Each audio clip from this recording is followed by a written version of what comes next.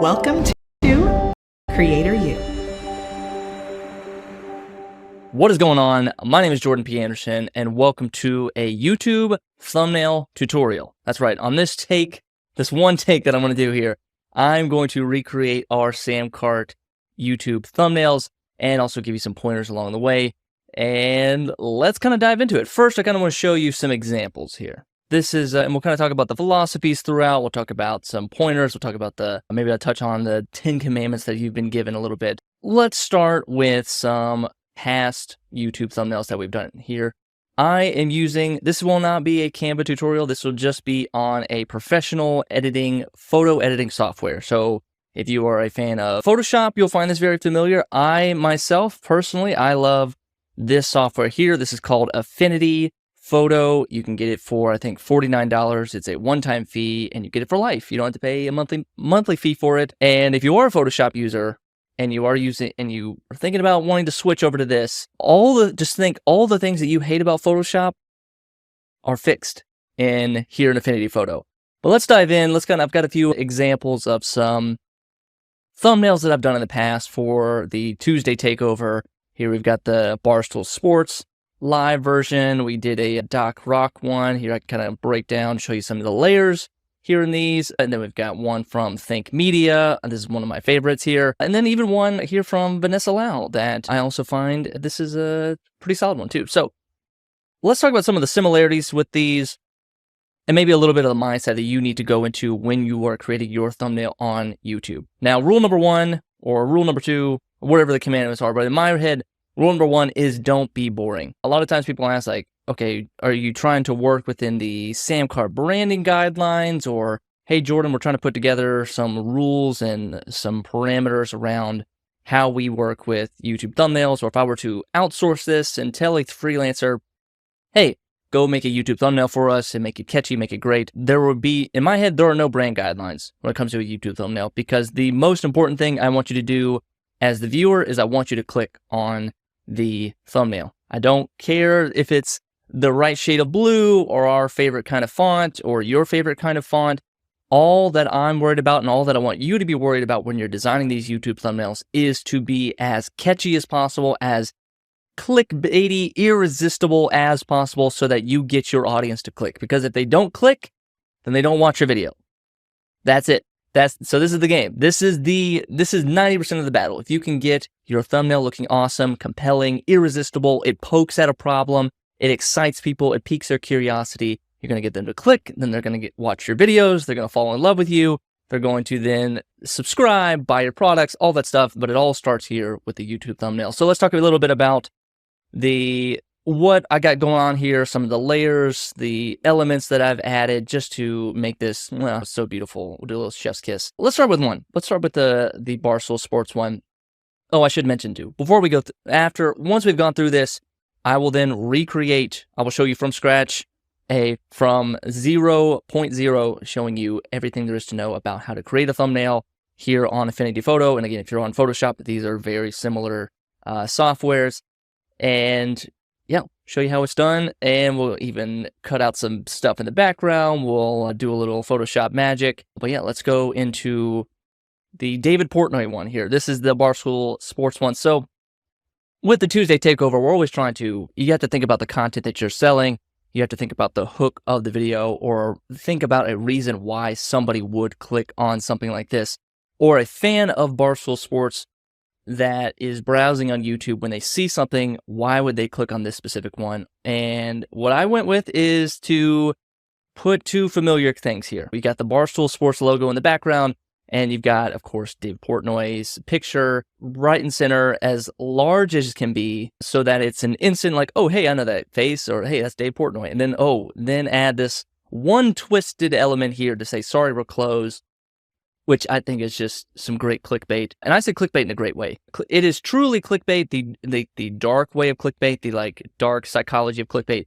It's only clickbait if what you are promising or promoting in the headline or in your thumbnail isn't delivered in the content. So I think we delivered some great content, and I do not care how clickbaity this looks. because I know on the back end, on the content side, that this is going to be, we're going to deliver on the promise. And again, there's another rule there. So it's just like get the click as much as possible.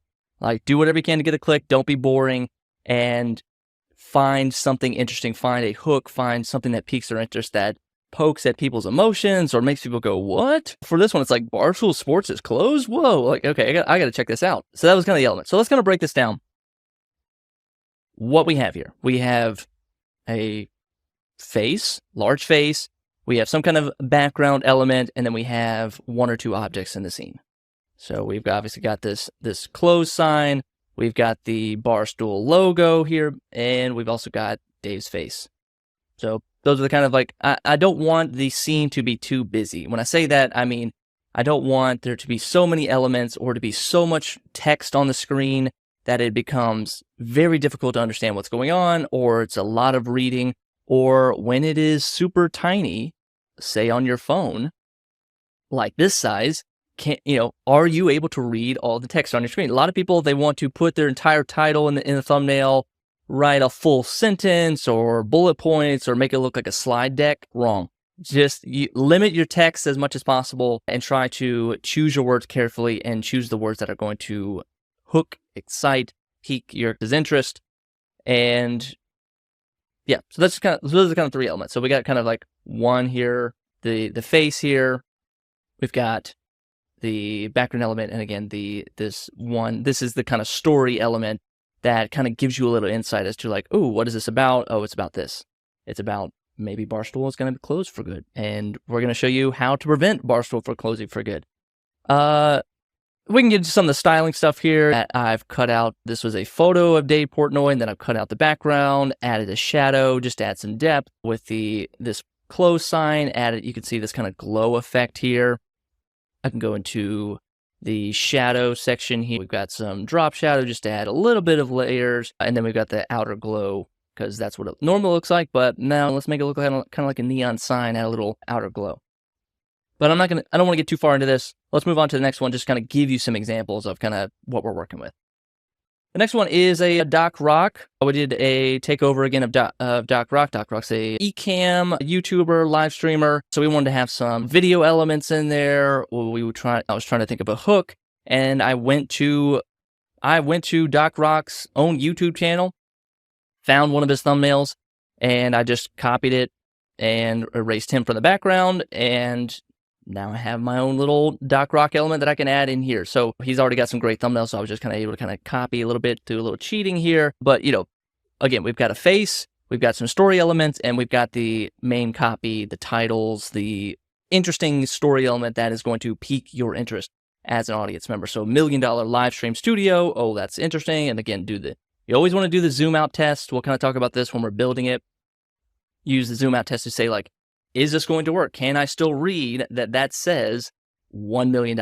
And the answer is yes, I can read that. So that means it passes it's called a squint test. Like if you can squint and you can still see it, then it's sized up enough. But again, very simple. We're keeping it like person, story element, text. That's it. 1, 2, 3. And choose kind of which one you want to be the largest one. Don't try to compete. If I were to make Doc Rock here as big as the text, everything now starts to feel like it's kind of competing, or like if I were to take this camera here and make it as big, that just like now it's a little bit too crowded, and I can't really understand as the viewer what's the priority, what do I need to focus on first. I kind of guide the audience's eyes when you're kind of creating this. Get this back to normal. Let's move on to another one. Think Media. Here's just another example. So again, Think Media has some great thumbnails. All you have to do is go to their thumbnail, copy their YouTube link. I'll show you how to do that. Copy their YouTube link, throw it into this getthumbnail.com, and save the thumbnail. Cut out Sean here and add some layering, add some styling effects. He's got an emotion sells. Having a big crazy face, big emotional face is great. And again, we're talking about like the demise of Think Media. So we want to kind of show that their stock is going down. Think Media is on the fritz. Again, we have 3 elements here. We have our face, we have our object, our story element, which is that big red arrow, and then we have some text, which is the Think Media logo itself. So people that are familiar with Think Media will see that logo and go, oh, Think, and then they'll see Sean, and they'll make the connection, and they'll go, hey, I know this, I'm familiar with this, and then see the big red arrow and go, oh no, they're about to crash, their company's about to crash, I better check it out and watch this video. Again, very simple stuff. And then here in the background, just to add a little bit of finesse, found a little stock ticker, added some blue layer just to kind of add a little bit of, first off, it just started off, I think, as, let's try to, I'll break this one down for you guys.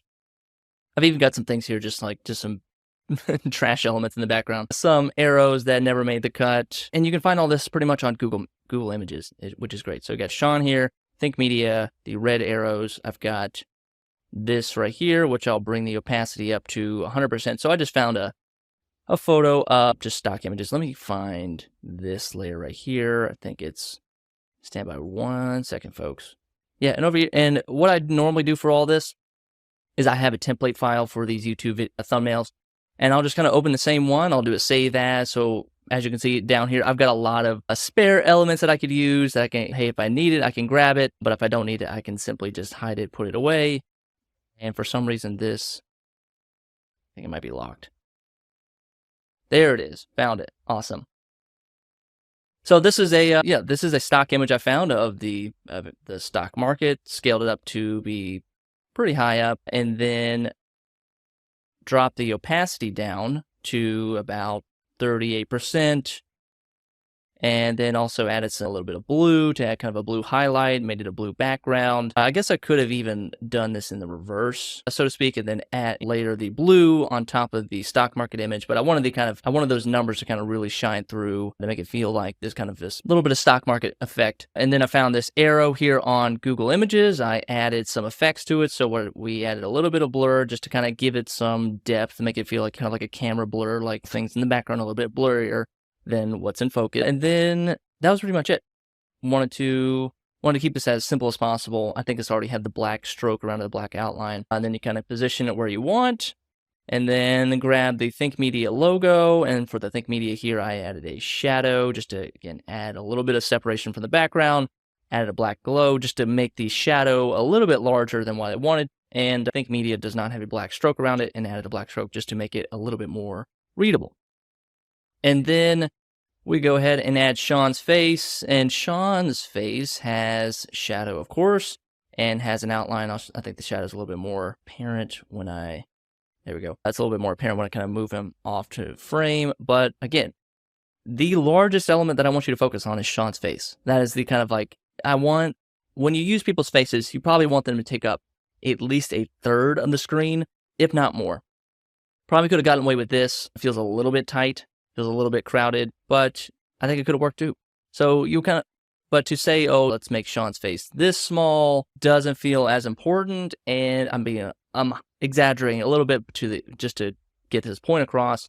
But it doesn't really feel like Sean is the main character of this thumbnail, and I want to see Sean's emotion. Like we're so drawn to people's faces, emotions, that to have that cover 1/3 of the screen makes it, and you zoom out and you just see this. Remember, you're scrolling on your mobile phone, you're scrolling on your desktop, and you see just this tile of thumbnails, and you're going to go, which one am I going to click on? Which video am I going to watch today? And if I see this big face and it looks like he's cringing a little bit, then that's going to compel me a little bit more to check it out. So that's the Think Media one. Now let's go to Vanessa Lau. This is kind of an older style that I did a couple months back, and this is one of the earlier takeovers, but this one actually performed really well. I had a pretty good click-through rate.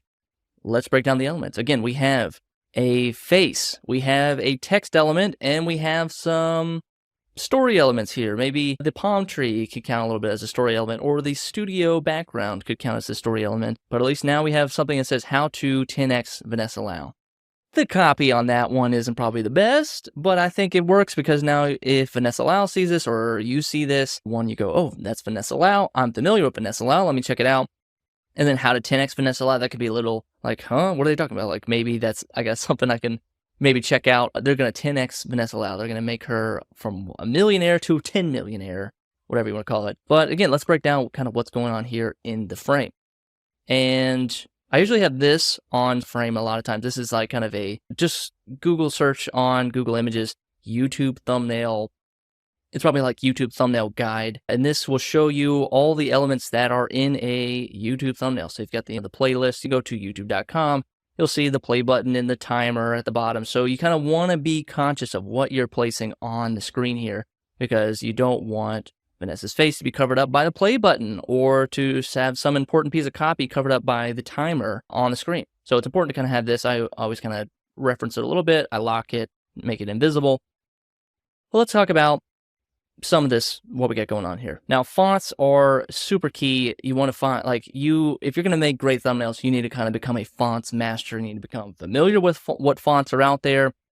And I'll even walk through like how to find some great fonts. There's some good fonts on Google. There's some great fonts on Adobe, dafont.com, dafont.com. What's another one? Elements Envato has great fonts that you can do for a subscription. But, big, bold, fat, chunky font is great on YouTube because it's just so easy to see. It's fun. It's impactful. You want to kind of avoid all the serifs and the curly, swirly, cursive-y, elegant fonts. You want kind of big, bold, fat fonts that are going to punch you right in the face as you see them. So yes, become a fonts master. Become really familiar. Even something like this with the kind of stripe, stroke, brush is kind of cool for some elements. But if this entire thing was the brush stroke, it would be ungodly, unreadable, and you're just like, I don't even know what I'm looking at. Even something like this, when you kind of go all caps, you're like, okay, this is kind of cool. But again, it's like, I can't fully read that says Vanessa Lau if you gave me half a second to read it.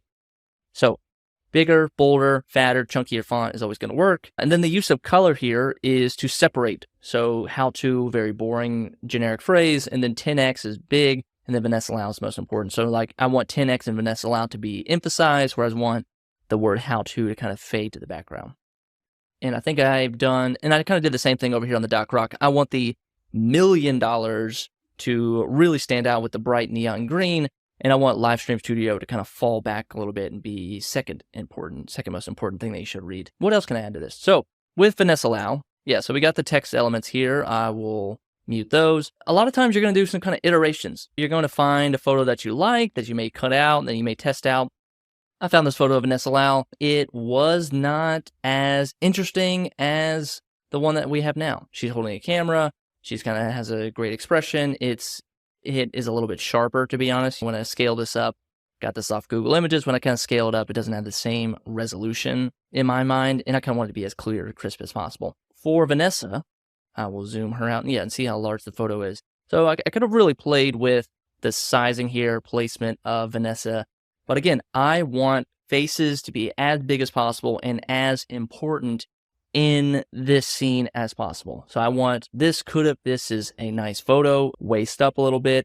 It's like good proportions in terms of like photo framing composition, but I can't see Vanessa's face, and I want to see it more, especially if I squinted and it's really zoomed out and tiny. It's like, compare that, like take a look at that. Like, can you really tell what's going on? Or is it big enough to catch your attention versus something that is, let's go back to the original size, something that big right there, boom, center frame. You get what's going on. You see a camera in her hand. Oh, okay, she's a vlogger, a creator. Very cool. What else do we have going on? So with her, the effects I have are outer shadow, which again, just to add some depth, add a little separation from the background. I have an outer glow, which is kind of hard to see, and very subtle, probably not even readable at this point. Then I have an outline. Outline just to, again, that's kind of my style. It's a very YouTube-y style to add that kind of white outline. I think I have it here on Sean as well, and I think I might, sometimes I use it, sometimes I don't. It's kind of 50-50. It's kind of whatever I feel like it makes sense or looks the best. It kind of makes her look kind of like clip art, almost like she's a sticker that I just slapped onto this thumbnail. Very fun. That's the kind of elements for Vanessa. And then let me kind of make her invisible so we can kind of focus on the background. I added a blob here just to kind of separate her from the background. Because if you don't have the blob, see, it's a white background, white outline. You can't even see it anymore. But if I add this little shape element, this little blob, now all of a sudden she's separated from the background. You can make it bigger. And again, I want her to be the focus. That if you're a Vanessa Lau fan and you see this thumbnail, you're getting excited and you're going to check it out. What else do I have in the background? And also here, I had some creative styling stuff here. I did a paintbrush here of like the letter X. I literally just painted the letter X and added a gradient. and duplicated it, made 2 different groups, just to add some fun elements on top of that. And then in the background, we have our studio. Just studio, add a little bit of Gaussian blur, just again to not make it as clear and crisp, just to add a little bit of photo effect. Things in the background are kind of blurrier than in the foreground. And then I also added, and I say this is like kind of an older style that I've done, is I added, let's add the text here, is I kind of added this kind of green collar that's kind of popular with a lot of YouTube channels. A lot of YouTube channels will do this. They'll add this kind of green border, specifically colored border around a video that falls within a certain topic. So if, this is a tutorial video, it'll be a purple border, but this is a vlog, it'll be a red border. This is something stylistically that I kind of liked. And then also I'm able to kind of play with the depth. Like it looks like when I place her on top of the border, it even adds a little bit more of a 3D effect. So we're getting a little bit too in the weeds on this one, but that's kind of like, these are kind of the top 4 that I really like. Would love to, yeah, let's kind of stop here. And now let's go and let's actually make one of our own. Let's make one from scratch. Let's make a 1920 by 1080. I'll make 144 DPI. We want a horizontal. And that is not it. What am I doing here? Let's start over. We want it. Oh, I see. Let's go to web. Let's go down to, there we go, 1920, a 16 by 9, because that's what YouTube is, 16 by 9. 19, you can do a 720p, but if you do a 1920 by 1080 frame, it's a little higher resolution. And when it gets cropped down to 720p on YouTube, it will still remain high resolution. So let's start from scratch. So let's make a video thumbnail about this course itself. So if I'm going to, how to use YouTube, how to create a YouTube thumbnail from scratch, or the 10 commandments of YouTube thumbnails, let's start there. So what I have already done before this, I'll bring in these photos here just to kind of show you guys. When you're making your videos, at the very end of your videos or at the beginning of your videos, I highly recommend that you take a pause and you sit there and make funny poses, especially for the video itself. So like you're able to wear the same shirt in the video in the thumbnail and in the video. It just kind of marries it together, and it's just a little bit more details that are just kind of like, wow, this creator really cares about what they're doing. So here's what I did. I rolled the camera before we got started recording this, and I did a couple poses. Did a couple pointing, look kind of cheeky, look kind of funny looking video. And hey, why don't we go with this one? So you take some poses, all you have to do is just roll the camera for a minute and just kind of freeze. Just pause for a second. That gives you enough of a still frame where you can go in and grab the frame out of the video and then save it as a JPEG or save it as a PNG to your desktop. And then you're able to go and cut it out. So let me show you how I would start from scratch, how I'm going to figure out how I would do this. How do I start? Where do I start, Jordan? What do I do? So we don't need this right now.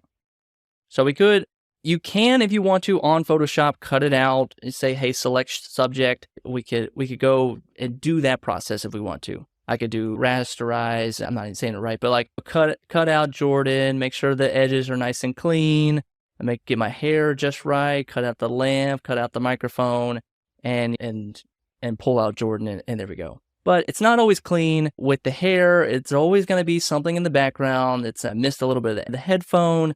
And some of us just aren't. I've been doing Photoshop for 10 plus years, and it still takes me a minute to go around all of these little edges and make sure I'm just exactly getting everything that I need. Well, folks, we have AI now, so we don't have to. We have machines and computers that can do all the work for us, and I'm not going to waste any time, and I'm frankly a little bit lazy. So let's go over to my favorite website as of late.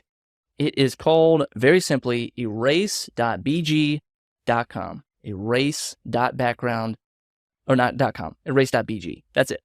And all you do, it's free, you don't even have to sign up, you just upload your image and it will start to chop out you from the background. So I say upload image, I'm going to go to my downloads and I'm going to find the photo that I want. Let's do this one. And I sit here, I hang out for a second, I drink my coffee, and just like that, it may give me an advertisement to say, hey, you should sign up for the full price, but boom, that's it. Right there, I say download original size. It goes to my downloads folder, and then I'm going to bring that over into Magic. Beautiful. Beautiful stuff. That's it. That's all there is to it. So now I'm completely cut out of the background. So this is going to be how to create amazing thumbnails. So the more, and folks, the more ridiculous the face, the better. The better click-through rate, the better your video is going to be. Higher subscription rates, more products, more money. This is if you're not making crazy faces, what are you really doing on YouTube? Get off. Just close your channel down. So let's do this. Let's think about now. I'm trying to think about when I'm making these thumbnails. I'm thinking about a hook. What can I say? What can I do? What can I show that is going to get someone to click on this, especially this tutorial on how to create amazing thumbnails. So I need to think about what kind of text can I put? I need to think about what kind of copy or what kind of text, sales copy, headlines that I could put that's going to get people excited. So let me think for a second. Why don't we let's first start with I'm thinking something with the Photoshop, something with the YouTube logo, again, to kind of grab. Those are some story elements that we can use that people get excited about, that's very familiar, that has some, if they don't know who I am, at least they know what Photoshop and YouTube is. So they can click on that and say, oh, he's making a YouTube thumbnail tutorial. Let me click on this and check it out. So why don't we let's go back over to the internet and type in Photoshop logo. And this is exactly how I do it every single day, folks. Every time I make a thumbnail, go into Google Images and I'm finding, boom, the Wikipedia, copy the image, paste the image, and now I've got it here. Step 1. All right, now let's go find a YouTube logo. I kind of don't want the YouTube mark. I kind of just want the big photo. Again, another image from Wikipedia. Thanks so much, Wikipedia. And now we've got 2 little logos here, all cut out perfectly. PNG, transparent background. You'll love it. So now let's think about a background. Now the cool part about, I don't think this is in Photoshop, but the cool part about Affinity Photo is that it has stock images baked in. So I can just type in here, why don't we say like Art Studio? I can type into Pixels and start to find some images that might be interesting. All right, maybe I don't want Art Studio. Maybe, why don't we try Photoshop? Let's see what we get. So we got a guy working on Photoshop. We got a laptop. Got some computer images. Maybe I want to show Photoshop itself. Let's try graphic design. And for the sake of this video, I'll keep it brief. I won't get too picky about it. But I'm really trying to find something that's going to work, that's going to sell the story, that's going to, oh, it would help if I spelled graphic design right.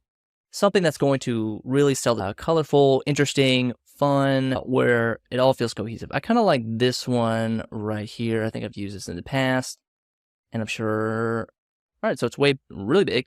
So we're going to take it down, size it down, get it kind of over our. All right, I'm really liking this. Great color contrast too. Yellow, awesome, awesome color.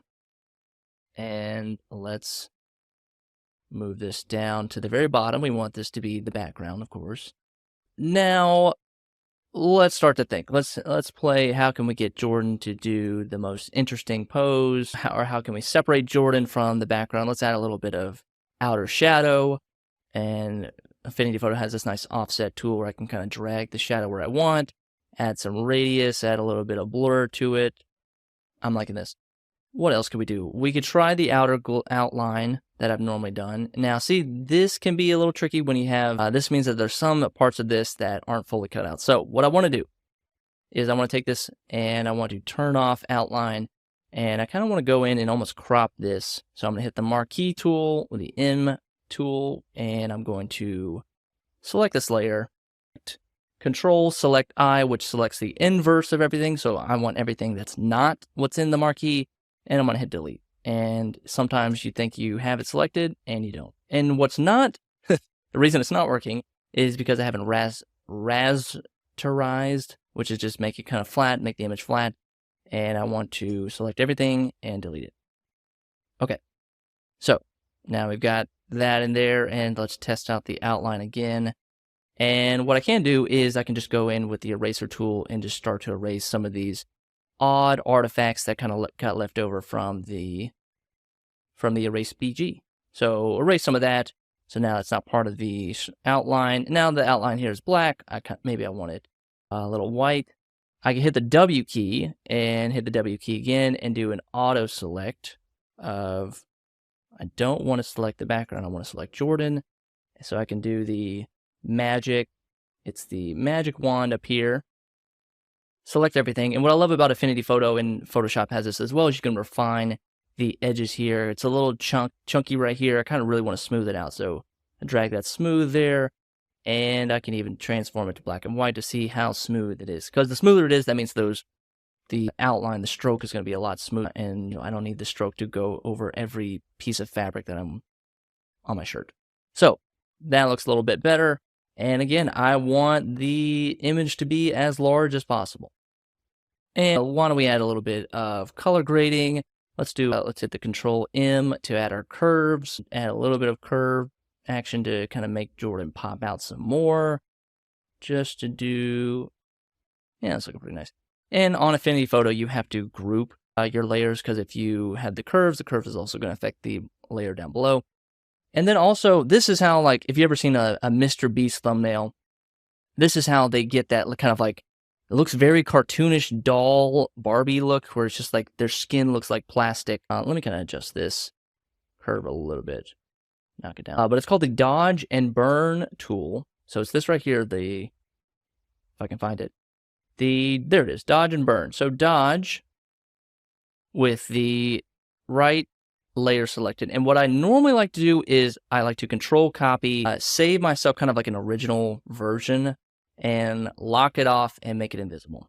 And that way I can completely destroy this layer on top. And if I say, well, I really messed up, I've still got the original copy back here. So keep that one back there. Let's do a little dodging and burning. Now I always get them kind of mixed up. The dodge brush adds brightness, and I keep missing it.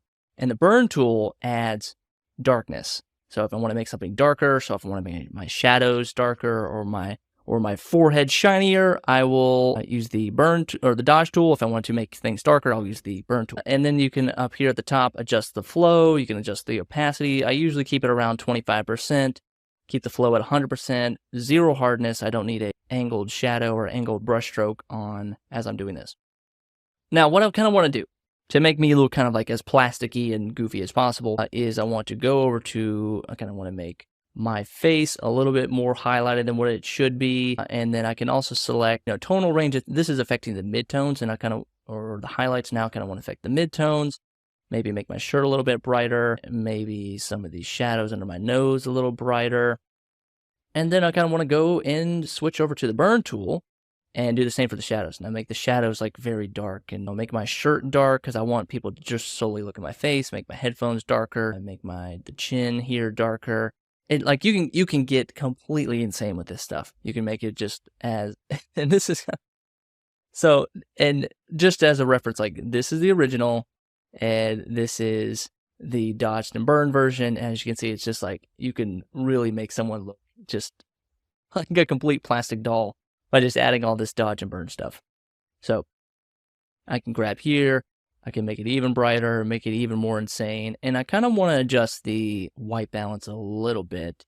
So I'm going to take some of this, make me a little bit cooler, maybe add a little, take a little magenta out, and go back to doing a little dodging and burning. Sometimes if you messed up a little bit too much, you can kind of burn over where you dodged or dodged over where you burned. This is looking great. Make my brush a little smaller, make those eyebrows nice and dark, and make my eyeballs as bright and white as possible.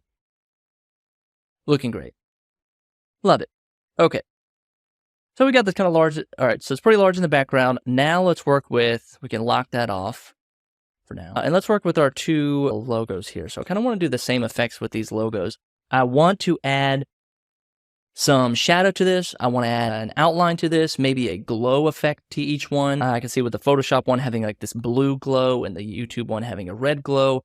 And I might even play with the 3D elements to make this more kind of bulgy 3D kind of tokens on here rather than just flat plastic fake objects. Because that's what we want. We want to make everything as realistic and very cool as possible.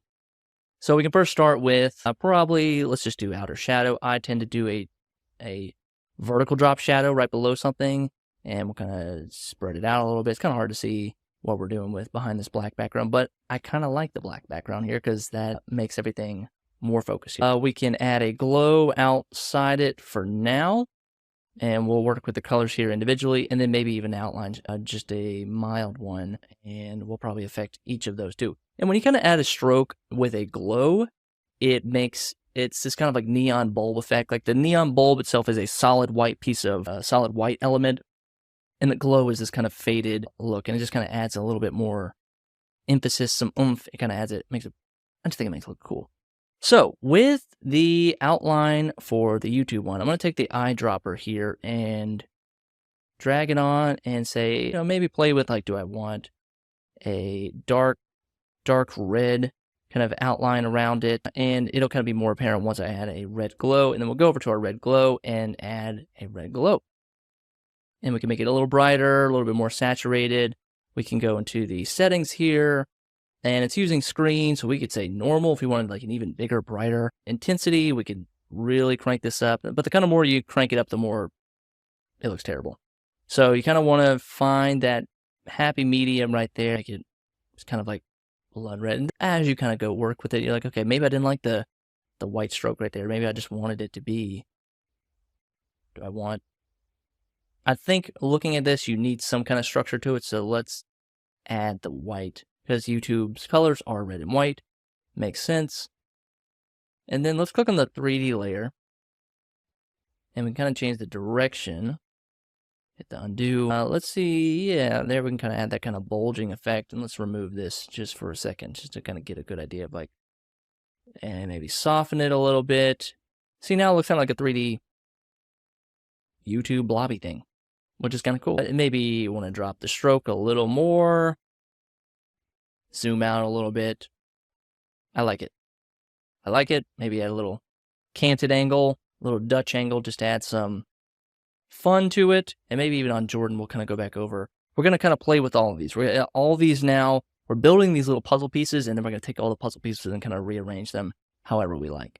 Now I could like take Jordan and really make it a canted angle. I could make him like coming out the side where I'm like, oh, look at this. This is amazing. Oh, whatever the goofy ass face of the day is what we're going to do. So if I'm just right here, the eye line is almost like maybe I'm looking at the Photoshop like this is the most amazing Photoshop ever. But when you can kind of you can put them on the edge of the frame, and it kind of makes it look like, are you seeing this? That kind of goofy. All of it has emotion. You can this is how you can tell your story how you want to. I kind of like this. I'm laughing to myself. So we will keep that for now.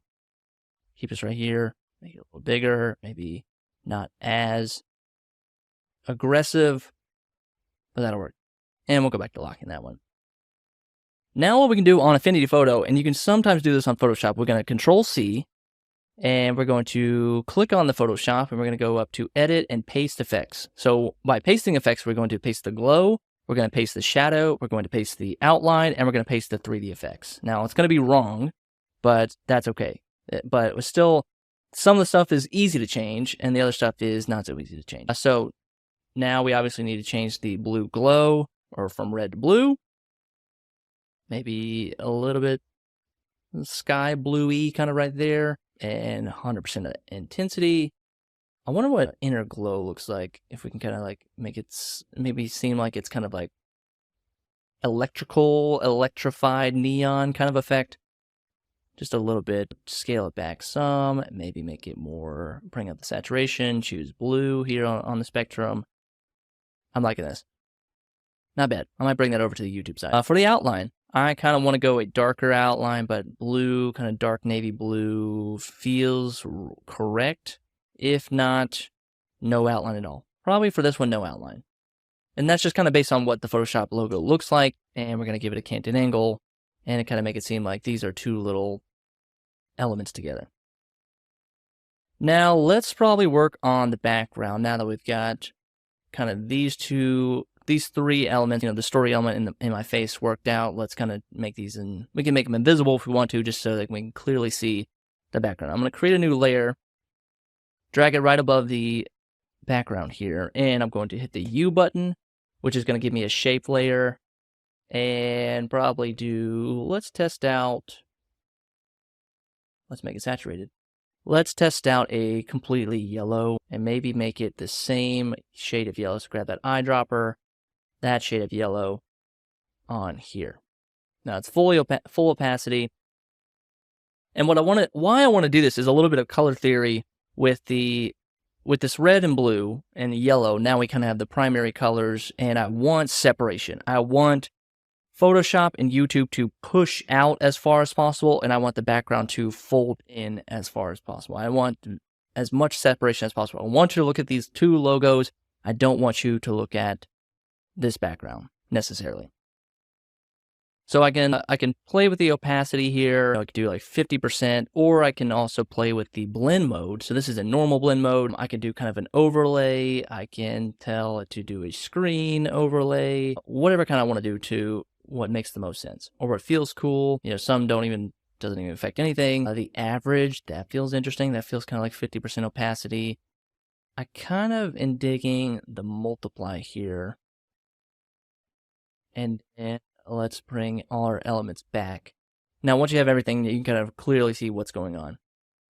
Now, maybe I don't want this. Maybe I backtrack and I go, maybe yellow wasn't the right idea. Maybe we want to keep the background just as is, but now we just want to add a little bit of emphasis. So what I could also do is get my paintbrush out, got my paintbrush ready to go, make this a large paintbrush, and let's make our hardness 0. And so now we have a soft paintbrush, and we're on our own layer, and I want the color to probably be black. And kind of what I want to do is maybe make this kind of my own little vignette. So I'm going to make this very, very large, and I'm going to paint the edges of this right here. And I've painted it. And let's kind of delete these guys for a second, make them invisible.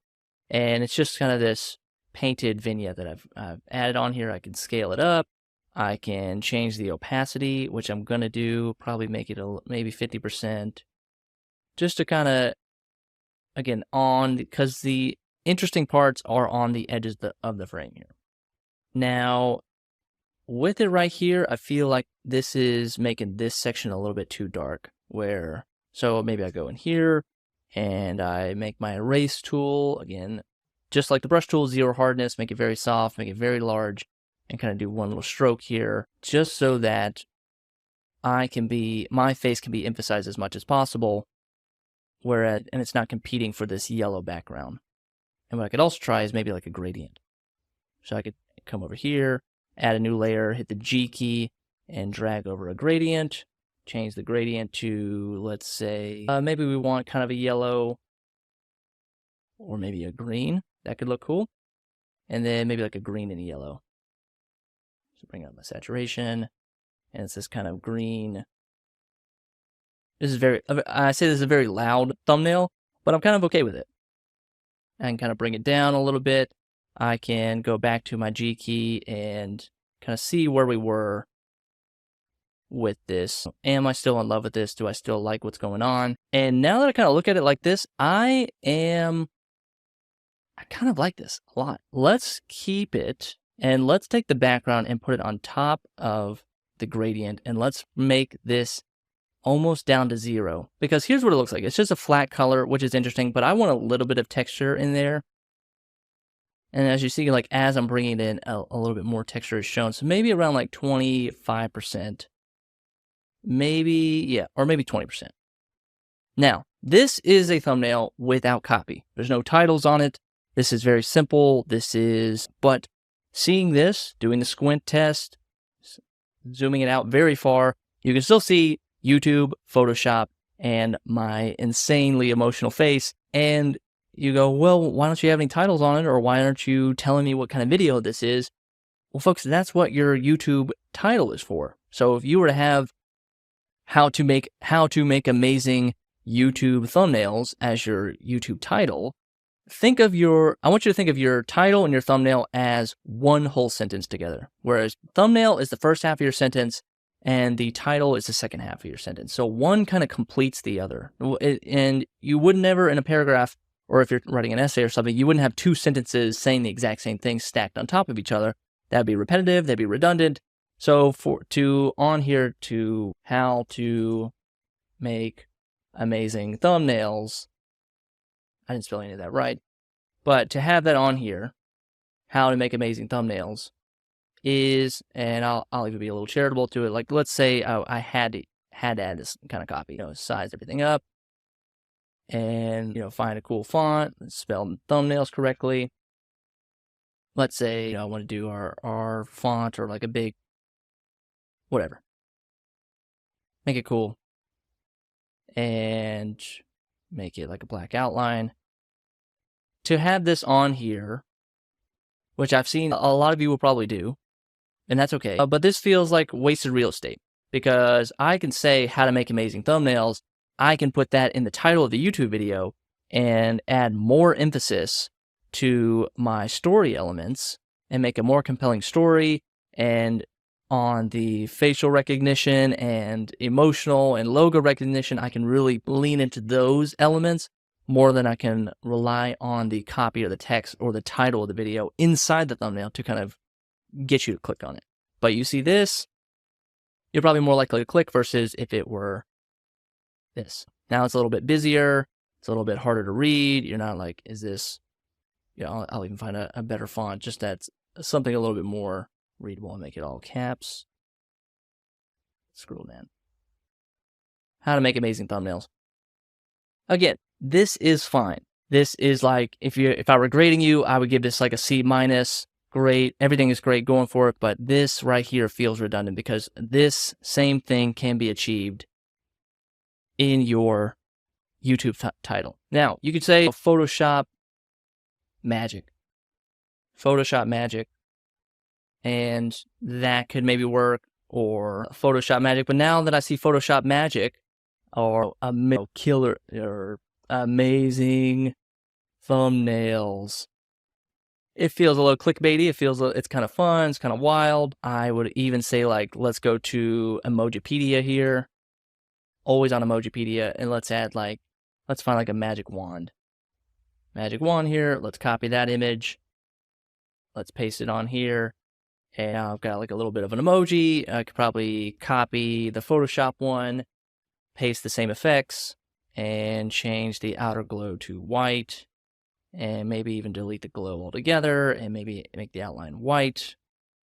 And now I've got, and add some drop shadow, a lot of drop shadow. And now I've got a little like funny thumbnail here. So amazing thumbnails, bring it up above everything else, something like that. So this is the constant working process of a thumbnail, where you start with something, you're kind of happy with it. And I usually tend to say, like, go with it, stop right there. But now, see, it starts to feel a little busy, or like the more you add, or the more you mess with it, the more it's going to start to kind of feel like, I don't really know what's most important. If I would delete that, if I would delete this, and just go back to Photoshop, YouTube, crazy face, that feels complete. So let's stop it right there. This has been kind of a quick overview tutorial. Again, those kind of, the notes here are add faces. Faces are so important to kind of adding those, make you stand out. People love faces. They love emotion. So again, if you are, as you finish your video, pause, stand in there like an idiot and make these incredibly stupid faces. The wilder the face, the better. And do some pointing, point to the elements. Hey, look here, go here. But again, kind of following that 1, 2, 3 rule of like, the number one thing should be the face. The largest thing on the screen should be the face. And the second largest thing should be either the story element or text elements. And then those kind of 2 and 3 can be interchangeable. So like for this one, again, like these text elements, sorry, we're closed, is second largest. And the third largest is in the background, which is the Barstool logo. But again, like all these kind of little story elements, these little lights here, cameras, the palm tree emoji here, Vanessa's little camera in her hand, the big red stock market arrow, and then on this one, the Photoshop, YouTube, YouTube logos. Those are my story elements. And for this one, I didn't need text elements, but I could have added text elements, or I could have, but if I were to add those, I could shrink them down and kind of add some text right here. But it's a learning process. You're playing with this, you're building these puzzle pieces, and you're kind of just shifting them around until you're happy with them. And then you save it and you upload it to YouTube and you see how it performs. And it's important to be committed to something like this. Make it like, once you're done with it, commit to it. But then I want you to go onto YouTube, and as these perform, look at the click-through rate, and the click-through rate will tell you, out of every 1,000 people that watch this, how many of the 1,000 actually clicked through to then watch the video. That meaning they didn't watch any of the video, they barely read the title, they don't know who you are, they just saw this thumbnail alone and said, I want to learn about this, I want to watch this, and then clicked on it. And if it's performing poorly, you open up this file again and you change some of the, maybe different here, or, different facial expression, or it's not, instead of it being yellow, it's now just, instead of being crazy gradient, it's now white, or it could be whatever. Something to make it different, something to kind of, you're throwing your fishing line back out again to see what's going to work. Is this going to work? Can this help? So you're constantly iterating, changing, and just having fun with it. So thank you guys for watching. My name is Jordan P. Anderson. If you have any questions, you can hit me up on Twitter or Instagram at Jordan P. Anderson, and I'm happy to answer any of your questions. And I'll catch you guys later.